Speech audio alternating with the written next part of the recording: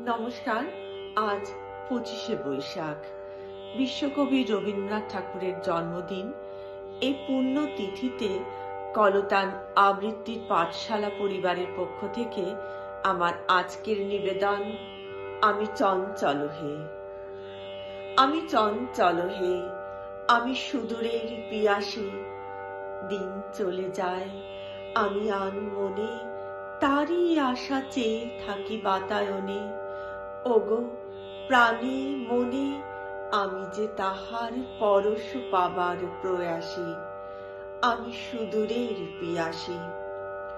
সুদূর, বিপুল সুদূর, তুমি যে বাজাও ব্যাকুল বাঁশরি। মোর ডানা নাই, আছি এক ঠাই, সে কথা যে যাই পাশরি। আমি উন্মনা হে, হে সুদূর, আমি উদাসী। রৌদ্র মাখানো অলস বেলায়, তরু মরমরে ছায়ার খেলায়, কি মূরতি তব নীলাকাশ সাই, নয়নে ওঠে গো আভাসী। হে সুদূর, আমি উদাসী।